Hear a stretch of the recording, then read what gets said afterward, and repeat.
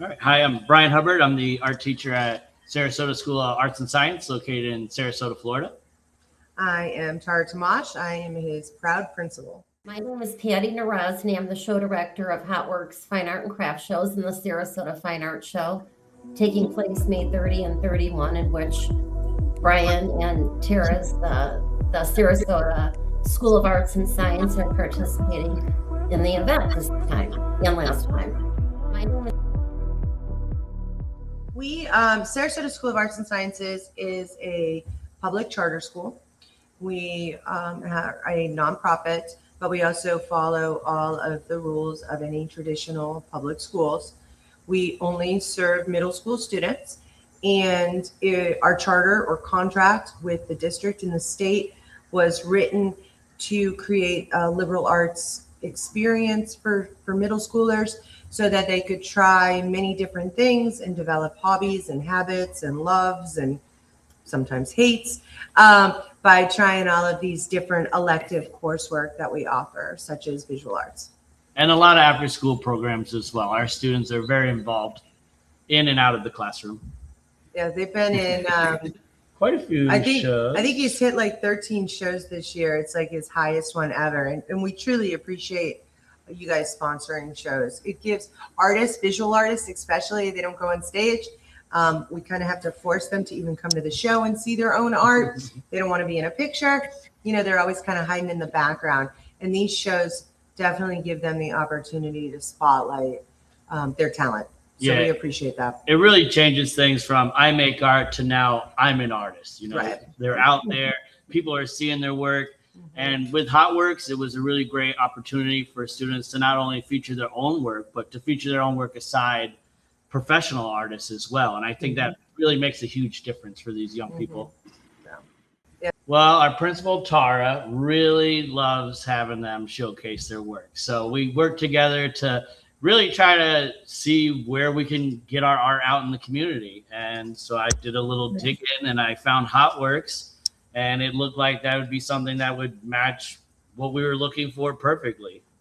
So we leave things pretty open for creativity. I have a couple of examples of things that might show up in the show here. I can pass it. Sure. So, for example, recently we like not just experimenting with different ideas, but different processes as well. So some of the things we featured in the show wasn't this one, but we started working on these tufted rugs here. They're quite beautiful. So that would be under fiber category. Yes. Fiber. So we just started a 3D art class this year to try to offer our 8th graders. Primarily, we're going into a portfolio class in case they wanted to go to like Booker VPA or something. And it's very formal. It's very dictated what your 10 pieces have to be for the process. And some of the kids, they just wanted to play. They want to play with art. So this 3D art class that Brian started this year is really giving those kids like that break and that fun kind of crafting. So he started with the tufting thing, which I'm pretty sure he bought at like Goodwill or something. Junk shopping. Here you go, your piñata. What kid doesn't like candy? So, you know, we'll make piñatas, right? But they're open to their own interpretation of how to make their piñatas. That's good. That's sculpture. We picked up a lot of pool noodles. They were on sale at Target at the end of the summer. So we did a construction project where they created an abstract sculpture from the noodles. And then we just always try to add a little something extra, right? Painting, but then they try a new process of quilling. So it's a little paper rolling technique here just to add, you know, just another element of design to the pieces. And then, you know, of course, we have like formal artists that just do these amazing traditional pieces. And a lot of kids that want to do more of the anime or the cartooning. So that's what we see a lot of. And we offer some other courses too. The next HotWorks show, we're going to have our other teacher who does digital and photography feature some pieces in as well. They were very excited. I don't think they've seen ribbons so big ever before. I was going to say, they love those ribbons. They like the ribbons. They like being recognized. Yeah, they're very proud. Good. We do get the biggest ribbons. So thank you for saying that. Yes, they were beautiful. They were very excited. And, you know, a lot of these kids, they're involved in so many other things. Sometimes it's hard getting out, you know, between sports and dance. And we have a very large group of talented kids in our school here. So how many students participated in the March show? And then how many do you think will be in May 30 and 31?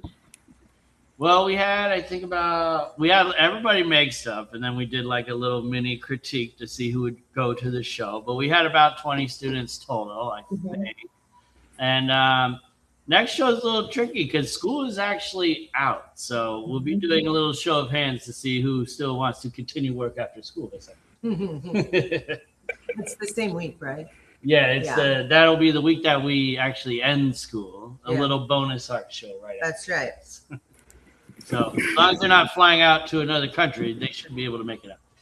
The first step was in the classroom itself, where they go up, they present their piece. That, you know, the classes are kind of almost voting democratically of which ones deserve to be in the art show. They all can enter, by the way. They all can enter. You know, it's all subjective too. Just because those people think these are the best doesn't mean that this person doesn't think that the other is the best. So how it's judged is it's all subjective. So in the last show, we had Sonia Bensmiller and Tila, a mother and daughter team, who was an artist who participated in the show, and they were the judge. And besides you guys, there was great representation from Tessa, who's the art teacher at Booker Middle School. Awesome. Yeah. And so there are about, 40, 50 entries, Brian? There are a lot. Yeah, we filled that 10 up pretty good. Yeah, it was a 10 by 30, I think. Yeah.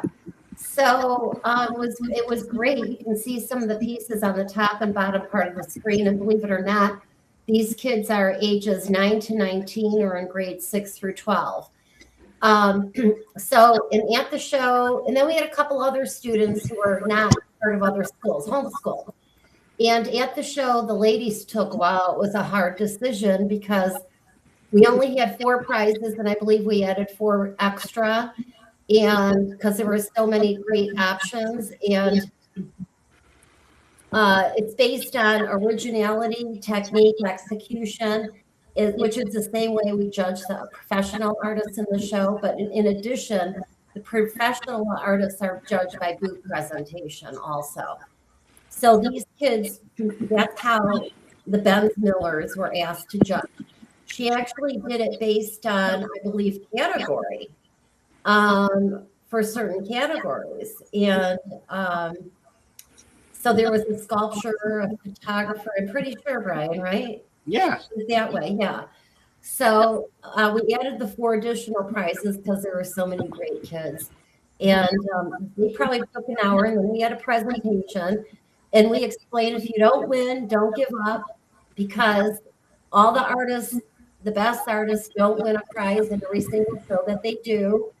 And you're not there to win a prize at the shows. You're there to sell your work and earn a living doing something that you love for a living. And the categories include paintings, drawings, clay, glass, fiber, jewelry, wood. Digital now is a category, mixed media. So yeah, digital was integrated about 20 years ago. And in the Ringling School of Art and Design is big, huge on digital education there because of Disney. A lot of people can afford that. But anyway, we always say, if you don't win, don't give up, because the best artists never always win a prize. And we'd love to have schools like this. I got to give Brian and Sarah a lot of credit for recognizing the program, because we also encourage the students to speak with the artists at the show and ask, how they make a living doing it, so that this is a great entrepreneurship opportunity. So in addition, we also offer an opportunity you guys can consider for next year, not this year probably, because it's after school time. And by the way, we're after school time, 30 and 31 this time, because we were originally scheduled January 31 and February 1, and that was the weekend in Sarasota. Sarasota, it was 40-mile-an-hour winds. Besides that, it was like 20 degrees. So I called the show on that Thursday and made a decision, and it was beautiful Thursday, beautiful Friday, 11:40 a.m. Saturday. The show had been on US 41, so we made the right decision. So Right. First, but that's why the show is now May 3rd. It is the upper season. It'll be a smaller show, but we're still happy to have it at the Sarasota Art Museum outside in the parking lot. And we offer an opportunity to have kids sell their work. And we have 2 children who will be selling their work at this show. His name is Josiah Noel. He's age 12. Oops, and I don't have his brother's name at the top of my head, but his brother is age 9. So we're going to offer the kids a table to sell their work. And when the kids sell their work, I ask them to make sure that they're prepared to take money, to have change available, and then if possible, get them a company with an LLC for $25, and it's not too early at age 9 to open a business, and get them to learn how to reconcile a checking account and take credit cards even. And I always mention the story about Darwin Mellon, who's graduating May 30 and 31, but he's a kid who's been part of our show since age 5. And he's been selling his work at a lot of the Florida shows. And he's now age 18 and sells his paintings up to $3,500. Wow. So I hope he banked that money for his college education. But there's a lot of success stories out of this program, including Brian. Your energy is great with the kids. You can tell all the kids love you. And one of our students did end up selling a piece before leaving the event as well. I think yes. she walked off, so you didn't get to see, but the hippo ballerina did sell on the way out the door there. See, excellent. See, and I tell the kids, sell it, because, that's how they start earning a living. And put half of it in the bank and start saving it so that when they're age 30, they got a nice bank account, 35 or 40 for themselves. So, yeah, it's great to have you guys part of the show. We appreciate you. Thank you so much for this opportunity. Yeah, we really appreciate it for our kids. Well, these guys have been making art a year. We keep a big portfolio of their work throughout the year. So we kind of hold on to it till the end of the year when they take it all home. So, I mean, they've always got stuff, but most things, they usually spend about a week or 2 creating something. You go through the idea process, what I'm going to make, how I'm going to make it, what crazy materials did he bring in for this one. There's also, if they're working on some contests or a theme, some are not. Some are attached to like his still life lessons or that you see here, like that patchwork quilt person kind of pattern thing. And some are just totally open. So there's sometimes guidance and sometimes not, but we do have like these huge portfolios for every student that he keeps all year long. He's just stuffing them. So then they can pull out things that they may think is appropriate for a Change the World contest, or they may need it for it. Nice. Now, these are some of the winners that are shown. Isn't the turtle on top the best of? Yes, that was our best of show. That was the $100 winner. And I know and who's the name of that student? Her name's Marissa Berger. And as soon as I told her about the hot works, she grabbed a piece of paper and just started. She goes, I know what's happening. I'm doing a turtle. I got to say, Yes. a lot of compliments because I was sitting in the booth a lot that week and it was a really hot weekend. A lot of compliments on that one. And the one on the right where our logo is kind of over his glasses. That one, that was really cool. Who is that kid? That is David Verdoni. He's a very up and coming artist. Yes. Yes, up and coming for sure. You have a good eye. Those are the 2 that win all the contests. Oh, they do? Okay. Yes. Okay, well, the Benz Millers, remember, they were the judge. I was not the judge, okay? So, but can you explain some of that detail? So that was one of our lessons. I was teaching about Chuck Close, an artist who recently passed away. And we were doing a process where we would do a portrait of ourselves and learn about the enlarging process. So a lot of the art that we do starts with the idea and the topic and the technique, and then lots of times we let them run with it. So I taught them how to enlarge a picture. So we took pictures of everybody, and we based it off making a grid system, and then we grid systemed a large piece of paper, and you basically what's in the small grid you put on the big grid, and then after that, that was the lesson, right? So you guys figure out how you're doing the rest. So what he ended up doing was he patterned it. He hid his initials in there. There's B's and D's hiding within it, and that was his concept of how he wanted to finish off how the art was created. The reason I want to talk about this piece here is because we do a lot of things a little differently at our school, trying to do the best for our students. So one of the things that we do is we ask our teachers to write a grant. So Brian wrote a grant to the Ed Foundation with the life science teacher, Holly Nelson. The grant was for the science kit for every student in 7th grade to dig through owl poop or vomit. Pellets. They call it pellets, but it comes. You know what it is. Yeah, you know what it is. It's excrement. And so they dig through that and find all the little animal bones and stuff. And get to talk about digestion and animal stuff, life science, food chain, all of it. Yeah. So in science, and it's a nice, fun, hands-on, gross activity. But in addition, and all those little bits and pieces went to the art room with Brian, and then Brian has the kids set them up in these like creepy Georgia O'Keeffe, what's it called when you said still lifes? Still lifes. Yeah. So he has them do these still lifes, and so that's what this is from. This is a little owl poop skull you're looking at, and the kids then drew the still lives of the bits of bones and animals. So it's like this full circle integration, interdisciplinary, kind of making life a little fun and a little different. And you end up with these beautiful pieces. And it was, it's a really nice piece. There's a second piece with this too, the skull with the yellow and the orange. That's another one. He took a more of an abstract Georgia O'Keeffe zoom in on it, and it was a great lesson and wonderful pieces from it. Yeah, educational. Yeah, very educational.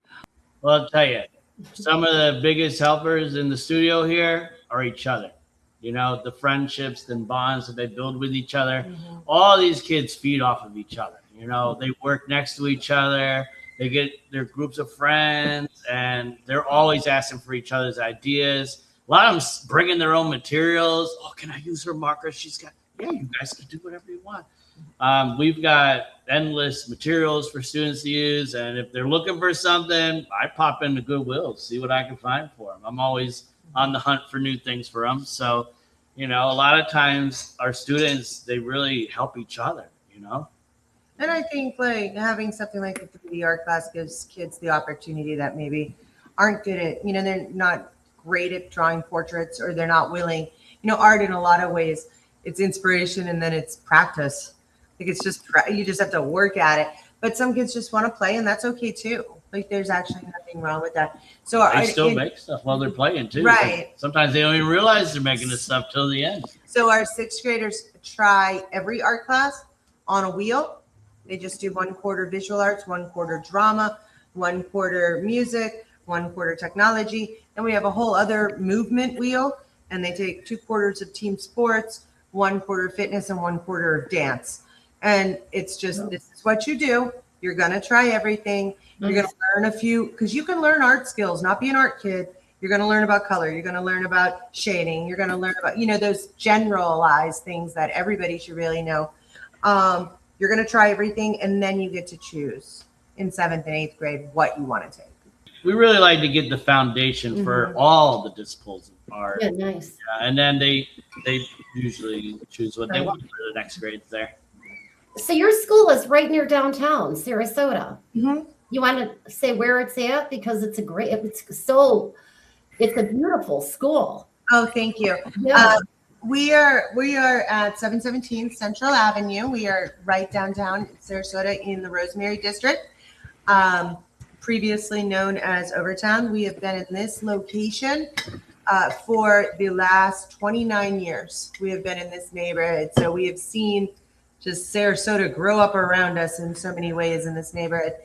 We are actually, 2 blocks away from Selby Library and 2 blocks away from the water. So it's a very interesting location that we probably wouldn't have had if we haven't been here for so long. Yeah. Right. Yeah. It's a great location. Yeah. Thank you guys so thank you. much. We really appreciate this Yeah. opportunity. Yeah. And for others out there, we'll accept applications up to about 10 days before the show. Yeah, everybody come join Yes. us. The more the merrier. The Sarasota Fine Art Show by Hotworks takes place May 30 and 31 at the Sarasota Art Museum, outdoors in the parking lot at 1001 South Tamiami Trail, just south of downtown, about a block or two, off of 41.